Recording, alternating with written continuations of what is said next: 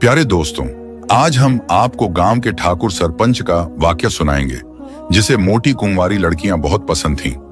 जब भी वो ठाकुर किसी की मोटी कुंवारी बेटी को देख लेता तो उसने इसी काम के लिए अपने पास 2 नौकर रखे हुए थे। वह उसे उसके बिस्तर पर पहुंचा देते थे और फिर ठाकुर उसके साथ सारी रात उसकी इज्जत से खेलता था। लेकिन कमाल की बात यह थी कि जब कोई भी मोटी लड़की रोती गिड़गिड़ाती वो उसे सबसे ज्यादा पसंद आती थी। लेकिन अगर कोई लड़की एक बार ठाकुर के बिस्तर पर आ जाती थी, ठाकुर दोबारा उसकी तरफ देखना भी पसंद नहीं करता था। शादीशुदा औरत की तरफ वो आंख भी नहीं उठाता था। उसे सिर्फ वो लड़कियां पसंद थीं जो बिल्कुल कुंवारी होती थीं। भरे हुए जिस्म की मोटी लड़कियों को देखकर तो वो पागल हो जाता था और इतना वो उसके बिस्तर पर ना पहुंच जाती चैन से ना बैठता था। वो ठाकुर अब तक पता नहीं गांव की कितनी औरतों के साथ ये काम कर चुका था। इन भरे हुए जिस्म वाली और मोटी लड़कियों की इज्जत बर्बाद कर चुका था। इस ठाकुर की सबसे बड़ी कमजोरी यही थी, ये मोटी लड़कियों के साथ और भरे जिस्म वाली लड़की के साथ बिस्तर पर खेलता था। हर बार इस ठाकुर के बिस्तर पर एक नई मोटी लड़की होती थी। ठाकुर उसके साथ तमाम रात हर तरीके से अपने दिल की हसरत पूरी करता था। सबसे बड़ी हैरान करने वाली बात यह थी, इस काम के लिए ठाकुर ने 2 काबिले एतमाद अपने नौकर राकेश और सरवन रखे हुए थे। ठाकुर के नौकर पूरे गांव में घूमते और मोटी और भरे जिस्म वाली लड़कियां ढूंढ कर लाते थे। ठाकुर के लिए ठाकुर के नौकर कुछ इस तरह करते थे, जब इन्हें कोई लड़की पसंद आती जो ठाकुर के लायक होती, यानी कि मोटी और भरे जिस्म वाली होती, वो नौकर उसको पहले तो माल और दौलत का लालच देते हैं और ठाकुर के साथ एक रात गुजारने के लिए राजी करते थे। अगर कोई लड़की इनकार कर देती ठाकुर के साथ रात गुजारने के लिए, तो वह उसे जबरदस्ती उठाकर ठाकुर के कमरे में ठाकुर के सामने हाजिर कर देते थे। पहले तो उन लड़कियों को कनीज जबरदस्ती तैयार करती थी। वो रोती और गिड़गिड़ाती थी, लेकिन वो सारी कनीज उसे बनाव सिंगार करके ठाकुर के सामने दुल्हन बनाकर पेश कर देती थी। ठाकुर आता और पूरी रात उन मोटी लड़कियों को देखता रहता और उनके साथ खेलता और उनके साथ तरह तरह से लज्जत हासिल करता था और उनके जिस्म पर हल्के दांतों से काटता था। और जब आइएं करती या सिसकी लेती, ठाकुर को बहुत मजा आता था। वो पूरी रात उन लड़कियों को सोने ना देता था। वो उनको बरहाना करके अपने सामने नचाता था, उनके साथ तरह तरह से आनंद लेता था। और जैसे ही सुबह होती उसका नौकर आता, उस लड़की को उस कमरे से ले जाता और हवेली के बाहर ले जाकर छोड़ देता था या उन्हें उनके घर तक पहुंचा देता था।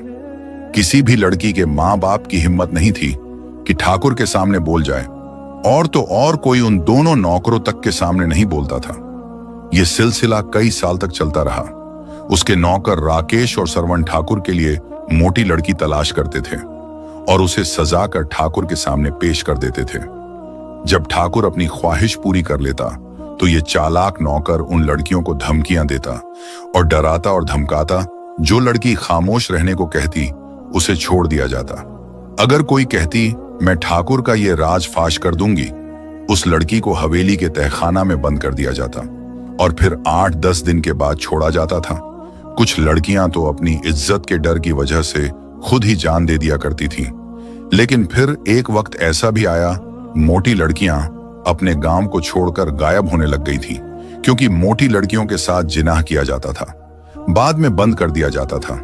इसलिए मोटी लड़कियों को उनके माँ बाप पहले ही उनको दूर दराज के गांव में अपने रिश्तेदारों के यहाँ भेज दिया करते थे और ठाकुर के खौफ की वजह से झूठ मूठ में ठाकुर के पास आते और उनसे कहते, खुदा जाने हमारी बेटियों को आसमान खा गया या जमीन निगल गई।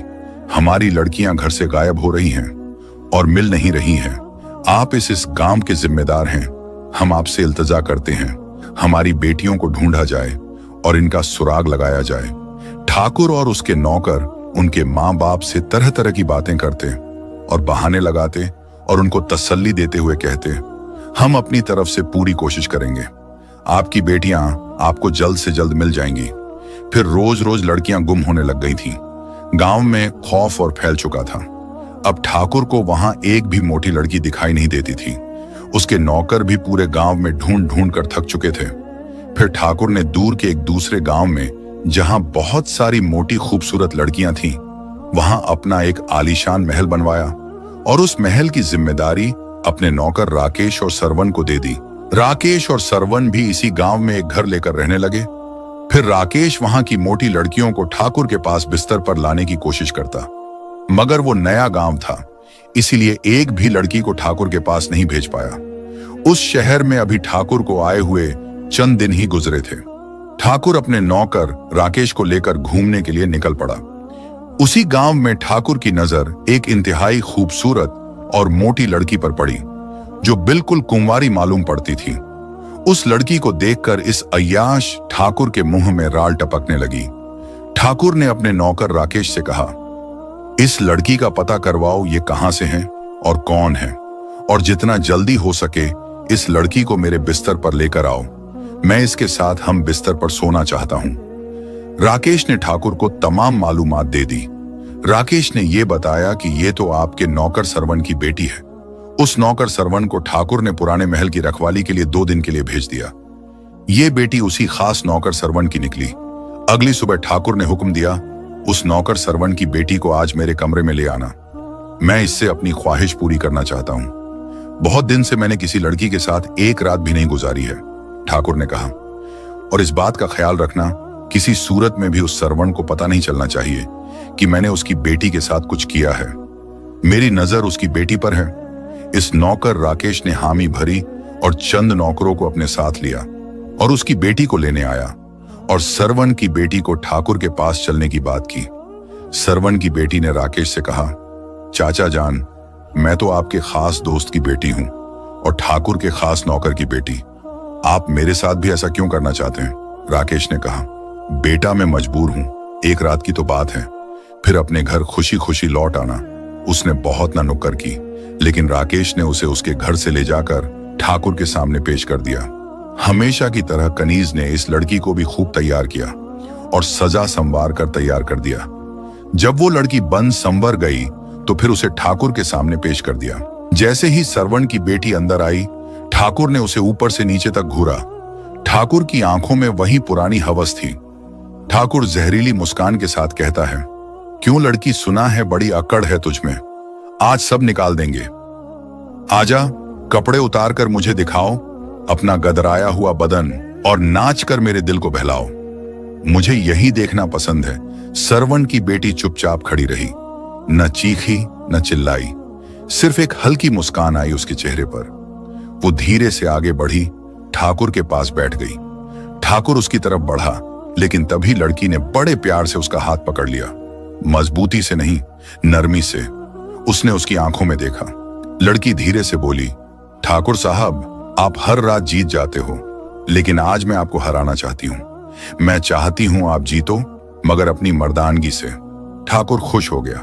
उसे लग रहा था लड़की हर तरीके से तैयार है। सरवन की बेटी ने ठाकुर के हाथों को अपने हाथों में लेकर थपथपाया। आपको लड़कियों के कपड़े उतारना बहुत पसंद है, लेकिन क्या आपने कभी ऐसा भी सोचा है कि कोई लड़की खुश होकर आपके सामने अपनी मर्जी से अपने कपड़े उतारे? ऐसा ठाकुर साहब आपने कभी नहीं सोचा होगा, क्योंकि आपको तो जिस्म से खेलने की आदत है, और जिस्म से खेलने वाला हैवान होता है। असली मर्द को औरत के दिल से खेलता है। ठाकुर थोड़ा गुस्से में बोला, तू मुझे लेक्चर दे रही है? लड़की बड़े प्यार के साथ आहिस्ता से बोली, नहीं ठाकुर साहब, मैं तो आपकी मर्दानगी देखना चाहती हूं कि आप मर्द हो या नहीं, क्योंकि मर्द वही होता है जो औरत का दिल जीते। शरीर तो मिट्टी है, ठाकुर ने पूछा, दिल कैसे जीतते हैं? तू सिखाएगा हमें? लड़की प्यार से उसके बालों में हाथ फेरते हुए बोली, औरत का दिल जीता जाता है प्यार से, सब्र से। औरत को सुना जाए, समझा जाए। औरत को पाने से पहले उसे महसूस किया जाए। जब वो खुद कहे कि मैं तुम्हारी हूं और तुम्हारे लिए तैयार हूं, बस वही असली जीत होती है।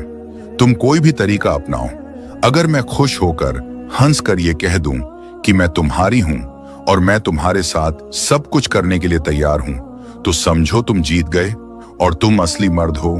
और अगर तुमने मेरे साथ जबरदस्ती की और सब कुछ कर दिया, लेकिन मैं खुश ना हुई, तो समझो तुम नामर्द हो, कायर हो, डरपोक हो। ठाकुर खामोशी से उसकी तरफ देखने लगा। फिर वो उसके पास बैठी और उसके सीने पर हाथ रखा, जैसे कोई माँ अपने गुस्सैल बेटे को समझाती है। सरवन की बेटी धीरे से बोली, ठाकुर साहब, आज मैं नाच कर अपनी जवानी सौंपने आई हूं, लेकिन किसी मर्द को, नामर्द को नहीं, ठाकुर की आंखें नम हो गईं।